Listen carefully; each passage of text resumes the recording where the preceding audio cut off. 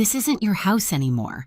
That's what my mother's new husband said before his fist cracked across my face. The same porch where my father once taught me how to measure wood now smelled of cheap beer and betrayal.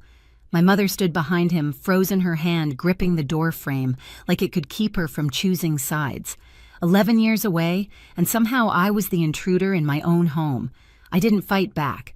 I just looked at him, calm and steady, while his rage filled the silence. Because what he didn't know was that I already owned everything behind that door. What would you do, walk away in silence, or take back what your father built with his own hands? When I left Maine 11 years ago, I told myself I'd never come back. I packed my life into 2 suitcases, caught the last train out of Portland, and promised my reflection in the train window that I was done chasing ghosts. Back then, I was 23, newly licensed as an architect, and desperate to prove that I could build something of my own. Chicago gave me that chance. Skyscrapers, deadlines, clients who saw my blueprints as gospel. For a while, success drowned out the sound of the sea I grew up beside. But no amount of city lights can outshine guilt. My father, Michael Morgan, had been a craftsman, boat builder, dreamer, and the kind of man who measured twice, cut once, and loved forever. His workshop stood at the edge of the water where salt air kissed pine. He died before seeing it expand, before seeing the plans we drew together come to life. And when he was gone, my mother, Evelyn, fell apart in slow motion. She sold little pieces of him first, the tools, then the stories. When she met Ethan, the so-called investor who offered to modernize the business, I didn't fight it. I was young, angry, tired of being the responsible one. I thought leaving would protect me. I was wrong. In Chicago, I still sent money every year. Property taxes, maintenance bills, small payments to keep the workshop from foreclosure. I told myself I was doing enough, that love could be wired through a bank transfer. I didn't know Ethan was already sinking his claws deeper, convincing my mother that my distance meant indifference. By the time her email landed in my inbox, I hadn't heard her voice in nearly 3 years. The subject line was simple workshop, the message short surgical. She wrote that they had decided to sell. It's time to move on, she said, as if grief had an expiration date. She wanted me to sign away my share to make things easy, and the offer $10,000 for the entire legacy of a man who spent 30 years carving perfection out of wood. I reread the message twice, then a third time. My chest didn't tighten. It hollowed. I wasn't angry, yet just cold. Ethan's fingerprints were all over it. Quick sale, quick payout, no conversation. The same man who hadn't even known my father when the foundation was poured was now claiming ownership over every nail, every beam. I closed the email, stared at the blank reflection on my laptop screen, and finally whispered, no. Not to them, but to myself. Because the workshop wasn't just property, it was proof that craft meant more than profit. And if they wanted to erase my father's name, they'd have to go through mine first. The next morning, the plane dipped through gray clouds and the coast appeared ragged, cold, and heartbreakingly familiar. Maine looked exactly like it always had, stubborn and quiet. The taxi driver barely spoke, just hummed along to an old country station, while I watched the pine trees flick past the window. Every mile closer to the house felt heavier, like I was driving back into a version of myself I thought I'd outgrown. When we turned onto the gravel road leading to my family's property, my stomach tightened. The house stood where it always had, but the details were wrong. My father's wooden sign that once read, Morgan Workshop, handcrafted boats. Since 1978 was gone, replaced by a cheap printed banner, Cole Marine Design. The shutters were peeling, the porch lights flickered, and the yard looked neglected as if no one there cared about roots anymore. I stepped out, pulling my coat tighter against the wind. My suitcase wheels scraped over the gravel as I climbed the steps. For a second I hesitated, my hand inches from the doorknob. Then it opened. My mother stood there. Evelyn Morgan, once graceful and warm, looked smaller now. Her hair had grayed her smile too practiced. Amanda, she said, her voice unsure, like she wasn't certain I was real. Before I could answer, a shadow filled the doorway behind her. Ethan, mid-30s, still trying to dress like he belonged in a boardroom, not a boatyard. The smell of beer hit me before his words did. "Well, look who decided to show up," he said, smirking. "The runaway daughter. I came to talk about the workshop," I said evenly. He laughed a short, ugly sound. "The workshop? You mean my business?" He stepped past my mother, chest puffed, blocking the door. "This isn't your house anymore." For a moment, everything went still. The sound of the sea, the crunch of gravel under his boots, even the air itself. My mother flinched at his words but said nothing. Then came the hit. His fist caught my cheek, sharp and fast like punctuation. I didn't fall. I didn't even blink. I just stood there, the metallic taste of blood on my tongue, staring at him while the porch light buzzed overhead. Evelyn gasped, "Ethan, stop." But she didn't reach for me. She reached for him. That was what broke something inside me, not the punch, but the silence that followed it. I adjusted my coat, straightened my back, and looked him dead in the eye. "You're right," I said softly. "It's not my house." I turned toward the driveway, "But it's not yours either." I walked away without another word. Behind me, I could hear him muttering, calling me ungrateful, crazy, useless. I didn't care. The anger I expected never came. Only clarity did, cold and sharp as the winter air. By the time I reached the road, I already knew what I needed to do next. I pulled out my phone, opened my contacts, and found the name I hadn't called in years, Daniel Chen. The motel room smelled faintly of salt and detergent. A single lamp hummed beside the bed as I sat on the edge holding a cold compress against my cheek. The bruise hadn't fully surfaced yet, but the ache beneath it was steady, like a reminder not to forget what I came here for. I set the ice pack down, reached for my laptop, and opened the folder I'd guarded for years. Inside were the receipts, tax bills, and transfer records, every payment I'd quietly made to keep the workshop alive. My father's blueprints, his last letter, and at the very bottom, folded inside a sleeve of plastic, the original deed papers signed in his steady hand. The artisan clause was right where I had written it. When I was 19, the property shall be used exclusively for handcrafted marine craft. Any attempt to mass produce or sell prefabricated vessels will result in immediate breach of ownership. Ethan had no idea that clause even existed. He'd stepped into my father's life work like it was a pawn shop and thought charm could cover theft.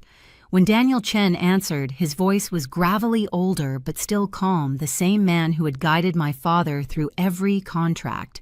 "Amanda," he said quietly, "I was wondering when you'd call." "They're selling it," I told him. "He hit me today. Said it wasn't my house anymore." There was a pause, then a slow exhale. "Do you still have the original deed?" "Yes," I said. "Every page." "Then we start there." He promised to file an emergency injunction first thing in the morning. "Ethan's type never checks the fine print," he said. "If that clause holds, we freeze everything, assets, accounts, sales. He won't be able to touch a nail without court approval." After the call, I stayed still, listening to the ocean outside. For the first time, the sound didn't feel peaceful. It sounded like a warning. I opened the drawer beside me and found an old notepad. On the first page, I wrote down everything Ethan had done, the fake sale, the forged documents, the blow to my face, my mother's silence. It wasn't a diary entry. It was evidence. Around 2 a.m., I drove down to the waterfront. The workshop lights were still on. Through the dusty windows, I saw Ethan pacing, phone pressed to his ear, the banner Cole Marine Design hanging behind him. He was already trying to unload my father's legacy to someone else. I gripped the steering wheel and whispered, "Go ahead. Sell it. I dare you." Then I drove back to the motel, slipped the deed papers under my pillow, and finally let my body relax. I wasn't just my father's daughter anymore. I was his final defense. By sunrise, the storm would begin, only this time I'd be the one holding the hammer. The next morning broke cold and white, the kind of morning that bit straight through your coat. I stood outside the courthouse with Daniel Chen, my father's oldest friend, his silver hair stirring in the wind. He carried a folder thick enough to crush a man's confidence, and I carried my father's leather notebook, the one that still smelled faintly of sawdust. "Ready?" Daniel asked. "I've been ready for 11 years, I said. By the time we drove to the workshop, a local sheriff's cruiser followed behind us. The injunction had been signed an hour earlier. Ethan just didn't know it yet. The sky hung low, the color of pewter, when we pulled up to the property.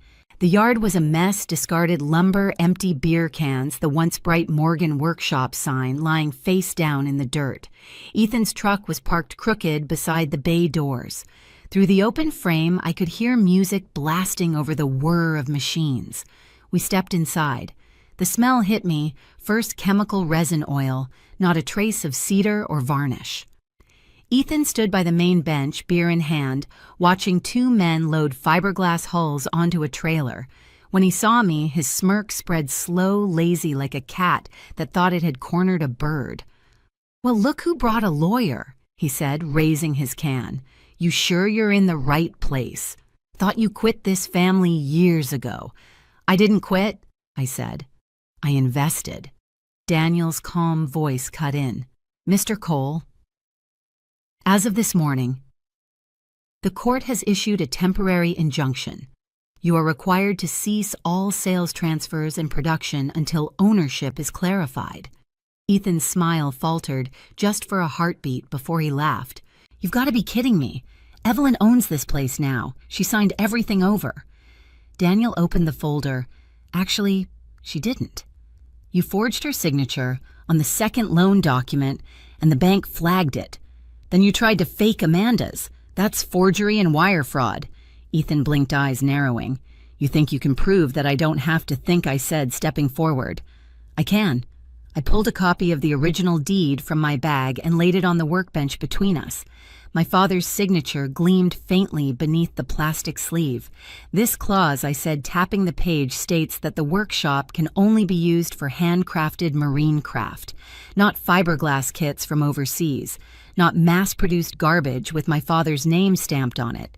Every boat you've sold under Morgan violates that clause. Every sale is fraud." He stared at the paper like it might bite him. "You wouldn't dare take this to court." "I already did." His face drained. For the first time, Ethan looked small. Then, like cornered men always do, he turned angry. "You think anyone's going to believe you? You left. You don't belong here." I took a slow breath. "You're right. I left. But that doesn't make me blind." I looked around the room, the cheap tools, the wrecked workbenches, the gray paint smeared over the oak beams my father and I had sanded together. "You didn't just steal from me, Ethan. You erased him." He lunged forward, but the sheriff moved faster, stepping between us. "Mr. Cole, I'd stay right there if I were you." "Get out of my way," Ethan snarled. "Not my call," the sheriff said, nodding toward Daniel, who handed him a second folder. "Court order. We're freezing all assets until the investigation's complete." Ethan turned to my mother, who had appeared in the doorway, her robe half-tied, face pale. "Evelyn, tell her she has no right to do this." My mother's hands trembled. "Ethan, please, stop." "Stop," he barked. "They're stealing everything. The deals, the equipment." She cut him off, voice cracking. "You stole first." The silence that followed was heavy enough to crush bone. For the first time, she looked at me not as an intruder, but as the last person still standing in her corner. Tears filled her eyes, but I didn't look away. Ethan shoved a box off the table, papers scattering like snow. "You think you can ruin me?" Daniel spoke quietly. "You already did that yourself." The sheriff took a slow step forward. "Ethan Cole, you're under arrest for fraud, forgery, and embezzlement. Put the can down." For a second, I thought he might swing. His eyes burned, jaw clenched. But when the sheriff reached for his cuffs, Ethan's shoulders sagged. "You'll regret this," he hissed at me as the metal snapped around his wrists. "I already did," I said, "for 11 years. They walked him past me toward the door. The trailer outside still carried the fiberglass hulls he'd tried to sell. As the engine started, I called out, "Make sure those are impounded. They're evidence." Ethan twisted in the back seat, face pressed against the window, shouting words I couldn't hear over the hum of the cruiser. When the car disappeared down the road, the silence that replaced it was almost too loud. My mother leaned against the doorway, shaking. I didn't know she whispered. "He said it was just business, that he'd make your father proud." I stared at her for a long moment. "Dad didn't build this place for business. He built it for integrity." She nodded slowly, her face crumpling. "I was lonely, Amanda."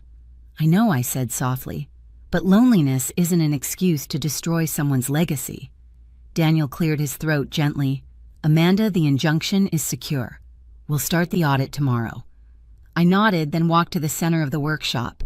The air was thick with dust and paint fumes, but beneath it lingered something faint, the ghost of cedar and salt. I knelt, touched the floorboards, and let my palm rest on the wood. My father's initials were still carved near the corner, barely visible beneath the grime. I closed my eyes and whispered, "We did it, Dad." Behind me, my mother's sobs turned into quiet breaths. Daniel packed the papers, the sheriff's radio crackled somewhere outside. For a long moment, no one spoke. Then I stood. "We'll restore everything I said. No banners, no fake brand names, just Morgan." My mother wiped her eyes. "You really think you can fix it?" I looked around the ruined space, the stripped walls, the missing tools, the empty racks where masterpieces once stood. "I don't need to fix it," I said. "I just need to rebuild it." When the last light of the day slid across the floor, I caught my reflection in one of the windows. For the first time, I didn't look like the runaway daughter or the outsider. I looked like someone coming home. As Daniel and the sheriff left, I stayed behind. The workshop creaked in the wind, old and wounded, but still standing. I walked to the table, picked up my father's compass, the only tool Ethan hadn't touched, and set it in the center. He thought the workshop was a business. He thought the house was his. He thought the fight was over. He was wrong about all three. Outside, the first snow of the season began to fall, catching the last light like silver dust. I leaned against the doorway, the same one where Ethan had struck me, and exhaled. For the first time in over a decade, the air felt clean. The war was over, and the legacy was mine to protect. Ethan's trial didn't take long. The evidence Daniel gathered, bank transfers, forged contracts, and the sales under my father's name, was airtight. He pled guilty to avoid a longer sentence. 7 years in state prison. When the verdict was read, my mother sat in the back of the courtroom, hands clasped so tightly her knuckles turned white. She didn't look at me when it ended, but she whispered, "I'm sorry," and for once I believed her. I stayed in Maine for weeks after the sentencing. Each morning I unlocked the workshop, rolled up my sleeves, and began the slow process of reclaiming what was ours. The gray paint came off the oak beams, one layer at a time. I scrubbed the floors, replaced the broken windows, and restored the sign that had once hung proudly by the Road Morgan workshop. Handcrafted boats since 1978. One afternoon, while sweeping under the main bench, my broom caught on something solid. I knelt down, pulled back a loose plank, and found a small bundle wrapped in oilcloth. Inside were my father's chisels, his compass, and a folded note edges yellowed. "For when you come home." I sat on the dusty floor, holding the tools like relics. The ache in my chest wasn't grief anymore, it was peace. My father's hands had built the legacy, but mine had brought it back to life. The day I rehung my father's sign, the air was sharp with salt and sawdust. The workshop stood proud again. No banners, no noise, just wood and silence. I ran my hand across the letters Morgan Workshop. Handcrafted boats since 1978. For years I thought leaving meant abandoning him, but now I understand it was preparation. I had to leave to become strong enough to come back. Ethan's arrest wasn't victory.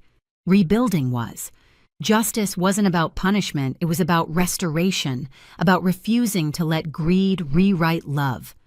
My father's name didn't survive because of courts or lawyers.